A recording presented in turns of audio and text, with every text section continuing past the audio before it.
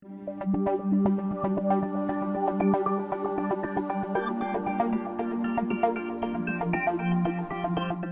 you begin the study of networking, it's important for you to understand the OSI model. The OSI model is the cornerstone for the way that we classify networks, and a description basically of the work that has to take place for data to be transmitted across a network.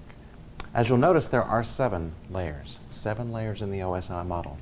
Now, not everybody agrees that it should be a 7-layer model. This model is almost half a century old, and it was really sort of driven by the telephone company. The telephone company were the primary officials involved in what we knew as networking at that time. All data traffic was voice traffic via the publicly switched telephone network. So therefore, they had a lot of influence over the way this model was designed. A lot of people like to remember it by the first letters. If you'll notice, I've underlined them. A, P, S, T, N, D, and P for the names of the layers. And a common mnemonic for that is all people seem to need data processing. That might help you remember the names of the 7 layers.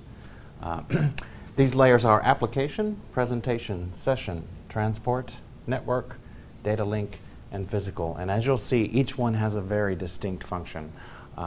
In terms of networking, or the study of networking, the really important ones are the bottom ones. The top 3, they exist, they're important work that takes place, but in terms of designing and managing a network, and also network security for that matter, most of the important concepts are going to be in the bottom 4 layers, which we often know by their numbers. Layer 4 for transport, or layer 3 for network. I also want to point out that I've written here another model. This is a competing way of looking at the same work that's described in the OSI model, particularly in military settings.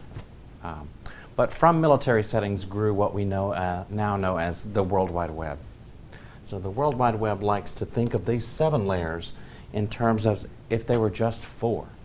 It does represent the same work that's taking place. The same work has to take place no matter what when you transmit data.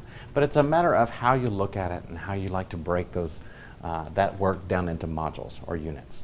So notice they have some of the same names. The top 3 layers have been collapsed into one layer that we call application.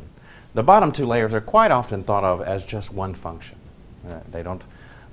Many people don't view it as distinct enough to consider that 2 separate layers. So that's the 4-layer model that we call TCP/IP, and this is the 7-layer model, the critical one in terms of the study of networking, particularly if you're going to take Network Plus, the exam, or Cisco, the CCNA exam. You need to know all 7 layers and quite a bit about them, and we're going to go into that in some of the subsequent modules.